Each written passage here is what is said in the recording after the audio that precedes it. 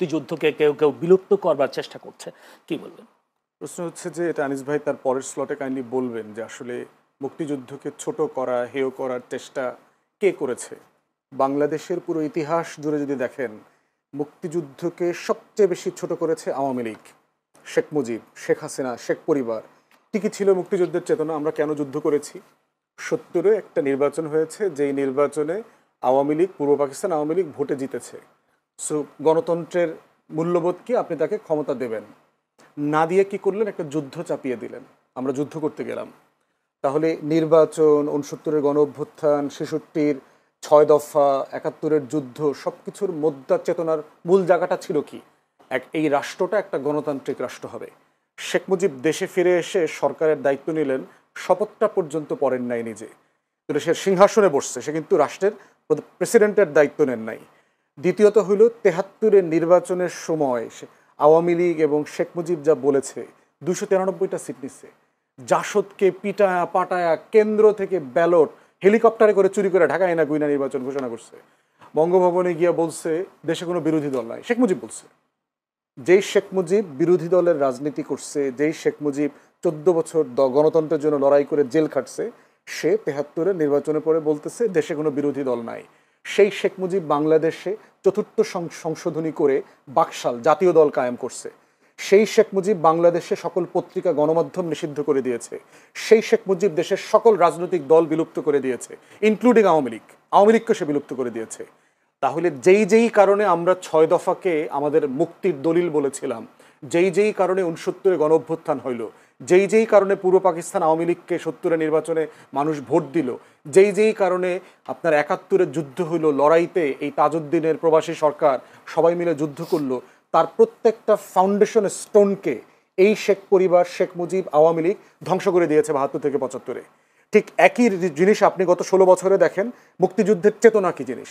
একটা রাষ্ট্র গণতান্ত্রিক হবে, এই রাষ্ট্রে স্বাধীন থাকবে, সার্বভৌম থাকবে। অথচ এই আওয়ামী লীগ দিল্লি প্রণব মুখার্জির সাথে মিটিং করে, দালালির নির্বাচন করে, ইলেকশন ইঞ্জিনিয়ারিং করে 2008-এ ক্ষমতায় আসছে। এই আওয়ামী লীগ 2014-তে একতরফা নির্বাচন করেছে, 18-তে রাতে করেছে, 24-এ দামি নির্বাচন করেছে। জাতীয় পার্টির মতো একটা জাতীয় নিরাপত্তা হুমকি এইরকম একটা দলকে সে বি টিম আকারে কাজ করেছে। যেই দলটা 81-তে হাসিনাকে এনে 82-তে নতুন কু করে দল বানায়া জিয়াউর রহমানকে হত্যা করে আওয়ামী লীগকে পুনর্বাসন করছে। তাহলে আপনি মুক্তিযুদ্ধের চেতনা কি জিনিস? আপনি অধিকারের লড়াই করেছে, তো শেখ মুজিব করেছে, 14 বছর জেলে ছিল। সেই অধিকারের প্রত্যেকটা ধারা উপধারা লঙ্ঘন করেছে হচ্ছে আওয়ামী লীগ গত 16 বছরে। মুক্তিযুদ্ধের চেতনা কি জিনিস? মুক্তিযুদ্ধের চেতনা হচ্ছে আপনি রাষ্ট্রে অর্থনৈতিক সাম্য কায়েম করবেন, মানবিক মর্যাদা কায়েম করবেন, সামাজিক সুবিচার ইনসাফ কায়েম করবেন। দেশের প্রত্যেকটা প্রতিষ্ঠান ধ্বংস করে দিয়ে এই রাষ্ট্রে কোথায় মানবিক মর্যাদা কায়েম হয়েছিল? আমাদের ন্যূনতম মানবিক মর্যাদা ছিল যেই রাষ্ট্রের RAB, police, DB, SB, DGFI, NSI রাত 2টার সময় উঠে দেশের নাগরিককে তুলে নিয়ে যায়, 6,500 ক্রসফায়ার করেছে, হাজার হাজার লাশের এখনো দিশা নাই। সেখানে মুক্তিযুদ্ধের চেতনা মানেটা কি? মুক্তিযুদ্ধের চেতনা মানে হচ্ছে আমার রাষ্ট্রটা সবার হবে। এই মুক্তিযুদ্ধের চেতনা মানে কি 234 বিলিয়ন ডলার বিদেশে পাচার করা? এই মুক্তিযুদ্ধের গল্প বলে বলে বাংলাদেশের 80% ভুয়া মুক্তিযুদ্ধ বানাইছে, 30 লাখের গল্প বানাইছে। এই মুক্তিযুদ্ধের চেতনা নামে আমরা শহীদদের একটা তালিকা করি নাই। 6,757 জন শহীদ মুক্তিযোদ্ধা ভাতা নাই। তাহলে শহীদের 30 লাখের গল্প কতজন আসছে? বীরঙ্গনা 504 জনের তালিকা আছে মুক্তিযুদ্ধ মন্ত্রণালয়ে। আপনি 2 লাখ বীরঙ্গনার গল্প বলেন কেন? মিথ্যাচার দিয়ে কি রাষ্ট্রাচার হয়? রাষ্ট্র তৈরি হয়? তাহলে শেখ হাসিনা গত 16 বছর মুক্তিযুদ্ধের চেতনার নামে যা করছে, ঠিক তাই ছিল 6 দফার বিপক্ষে, 71-এর যুদ্ধের বিপক্ষে, 70-এর নির্বাচনের বিপক্ষে, 69-এর গণ অভ্যুত্থানের বিপক্ষে।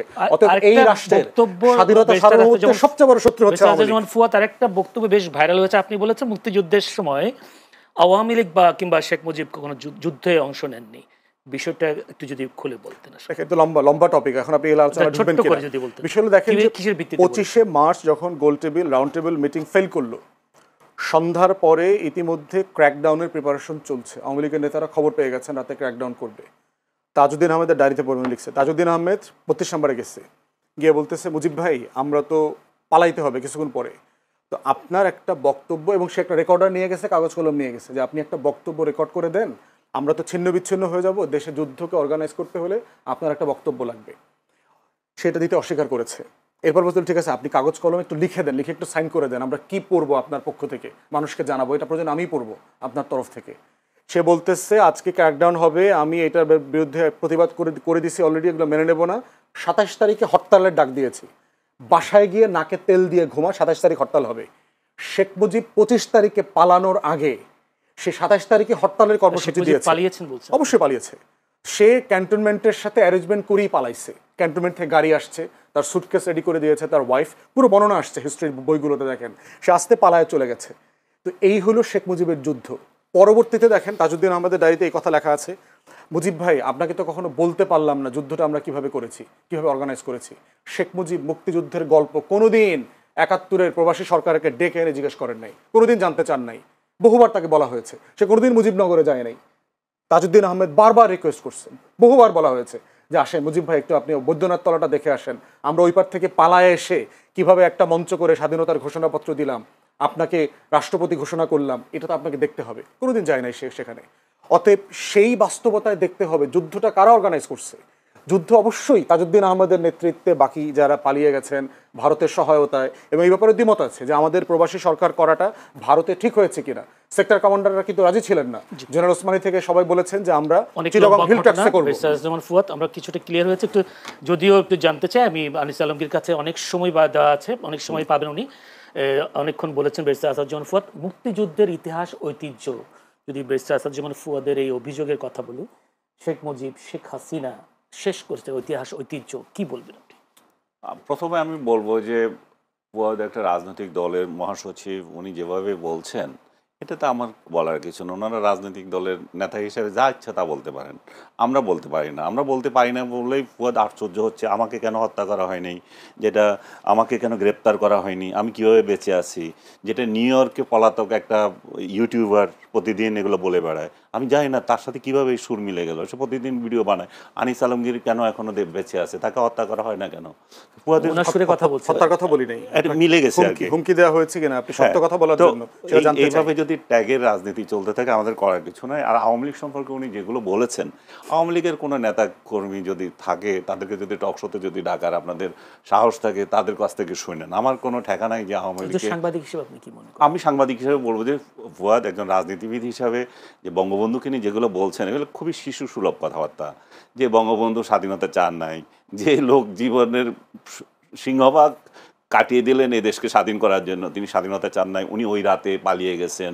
ওই রাতে উনি খুব ভালো করেই জানেন যে আর্মিরা কাকে চায়, আর্মিরা যদি উনাকে না পায় এদেশে কেমন ম্যাসাকার করবে। ওনার বলা বহুবার বলেছেন, আমি তাদের আমাকে করেছে বলছে আমাকে ওরা ওদের টার্গেট, আমি যখন ধরা পড়বো তখন আর বিষয় না। আর উনি যদি পালিয়ে যেতেন তাহলে পাকিস্তান এই ন্যারেটিভ তৈরি করতে যে দেখো ভারত এটা করছে, ভারত থেকে আমাদের এই হচ্ছে মুজিব হচ্ছে ভারতের চর, এইভাবে যেটা এখনো এরাও বলে মুজিব হচ্ছে ভারতের চর, এভাবে এরা এখনো মানে দুঃখে ফেটে যায়, ওদের কলজা ফেটে যায় যে কীভাবে এই সোনার পাকিস্তান থেকে আমরা পাকিস্তান থেকে আমরা আলাদা হয়ে গেলাম। সে এদের এরা এই যে যারা 2.0 স্বাধীনতা, তো এইটা নিয়ে নতুন করে কিছু বলার নাই। শুধু আমি একটা সংশোধনী দিতে চাই ফুয়াদকে নিজে জানার জন্য। এই যে 71 এই যে 25শে মার্চের রাতে বঙ্গবন্ধু যে স্বাধীনতার ঘোষণা দিয়েছেন সেটা আমার ফ্যামিলির সাক্ষী, অন্য কেউ না। আমার চাচা উনি চিটং ছাত্রলীগের নেতা বখতিয়ার উদ্দিন চৌধুরী, উনার নেতা হচ্ছেন জহুর আহমেদ চৌধুরী। রাত 12টার পরে তারা মাইকিং করেছেন রিক্সা নিয়ে, বলে যে তোমরা যাও বঙ্গবন্ধু স্বাধীনতা ঘোষণা করেছে। এটা রাত 12টার পরে এটা তারা সারা চিটং শহরে মাইকিং করেছে, বঙ্গবন্ধু স্বাধীনতার ঘোষণা দিয়েছেন।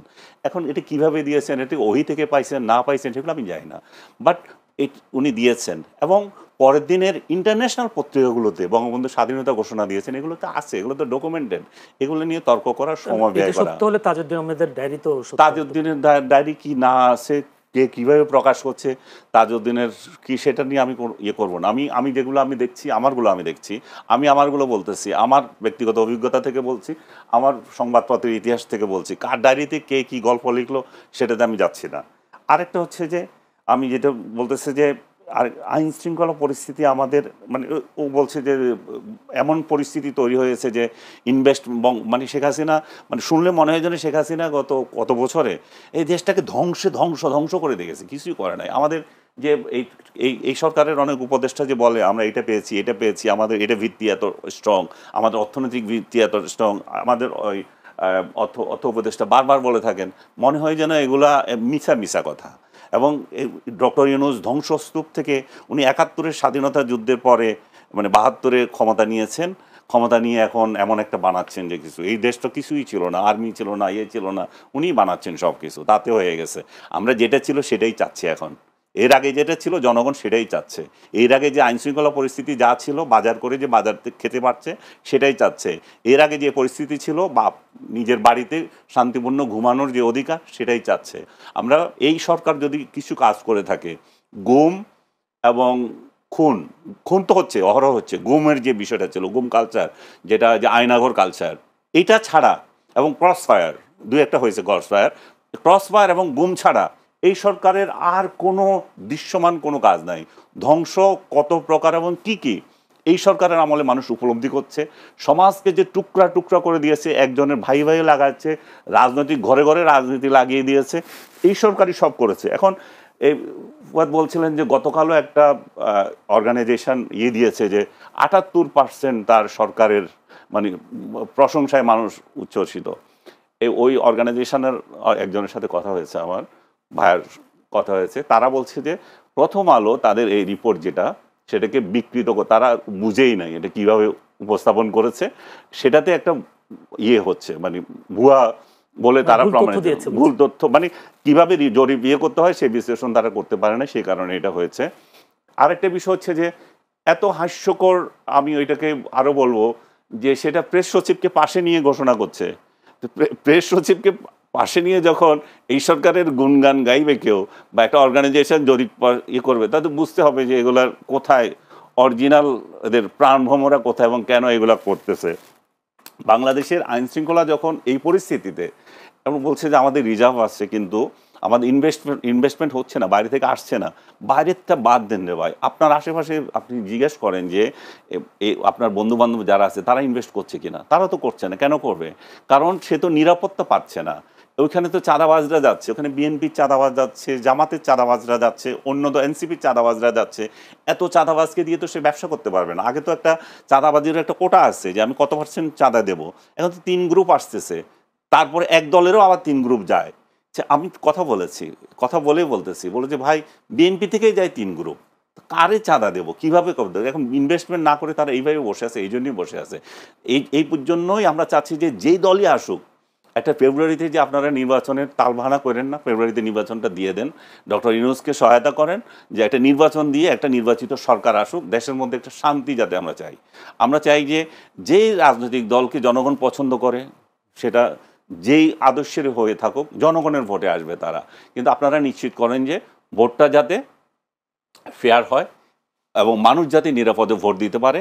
আরেকটা বিষয় আপনারা তো ধরে নিয়েছেন, জামাত আপনারা ছাড়া তার কাউরে আনবেন না, তবুও সুখে থাকে না আপনারা। আওয়ামী লীগের ভোট দিয়েন না, জামাতকে ভোট দিতে দিয়েন না, জাতীয় পার্টিকে ভোট দিতে দিয়েন না, নিজেরা ভোট করে তবু একটা সরকার আনেন, তবু একটা চেহারা আমরা দেখি যে কী ধরনের সুখের নহর আপনারা কিভাবে বয় দিতে পারেন। সেই জিনিস জাতির একটু জানার দরকার আছে। জাতি এটা এই জন্যই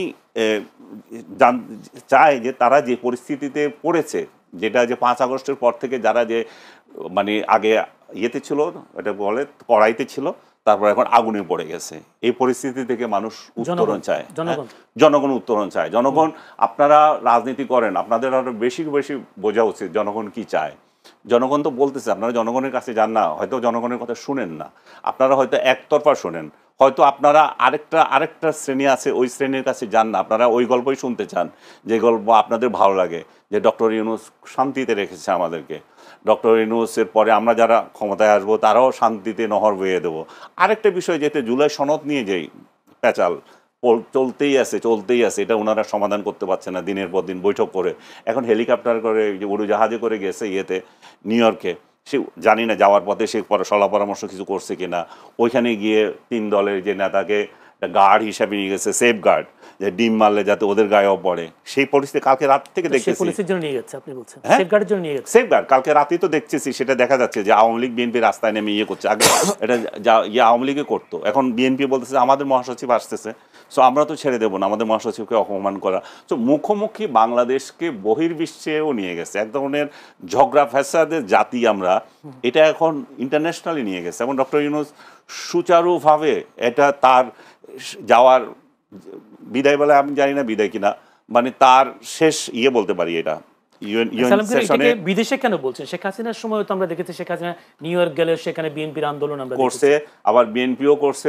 বিএনপি যখন খালেদা জিয়া ক্ষমতায় ছিল তখন করছে, আমি নিচে চোখে দেখে এসেছি এই কালচার। কেবল ডক্টর ইউনূসকে দোষ দেওয়া তো ঠিক না, ডক্টর ইউনূসকে দোষ দেওয়া যে এই লেভেলে ছিল না। কারণ হচ্ছে যে ওই সময়ে তারা দেশে অন্তত কথা বলতে পারতো রাজনৈতিক দলগুলো, এখন তো এখানে তো কথা বলার কোনো শক্তি নাই দেশের মধ্যে বিরোধীদের বা বিএনপি আওয়ামী লীগের। তো তারা সর্বোচ্চ প্রয়োগটা তাহলে বাইরে করছে, এবং বাইরে তারা যে রাজনৈতিক দলগুলো যে দোকান খুলে রেখেছে, সব কটা রাজনৈতিক দল, এগুলো কিন্তু সাংবিধানিকভাবে এটাকে অ্যালাউ করে না, আমাদের আরপিওতেও এটা অ্যালাউ করে না, কিন্তু ওনারা এটা খুলেছেন বিশেষ বিশেষ প্রয়োজনে। এখন মনে হচ্ছে যে এটা যথার্থই ছিল, তাহলে কারণ হচ্ছে দেশে যখন কথা বলতে পারি না তাহলে বিদেশে কথা বলবো। আমি জুলাই সনদের কথা বলছিলাম, যে ওনারা যে সনদটা তৈরি করছেন, যে পবিত্র গ্রন্থ বানাচ্ছেন, সেই পবিত্র গ্রন্থ লিখিত থাকলে হবে, এটা ধারণ করবে কে? এই চোর বাটপার যদি একই রকম থাকে, যদি এই কর্তৃত্ববাদী শাসন একই রকম থাকে, যদি আমাদের মেন্টালিটি এটা থাকে যে বিরুদ্ধ মত কেন আছে, তাকে কেন জেলে ধরা হয় না, তাকে কেন মারা হয় না, তো তাহলে এই পবিত্র বাণীগুলো তো দরকার নাই, এগুলো সব আবর্জনা হয়ে থাকবে। ধন্যবাদ আনিস আলমগীর। ব্যারিস্টার আসাদুজ্জামান ফুয়াদ, একটি অভিযোগ তিনি করেছেন, বিগত আওয়ামী লীগ সরকারের আমলে শান্তিপূর্ণ ঘুমের অধিকার ছিল, নিত্য প্রয়োজনীয় পণ্য জনগণের সহনীয় পর্যায়ে ছিল, কি বলবেন?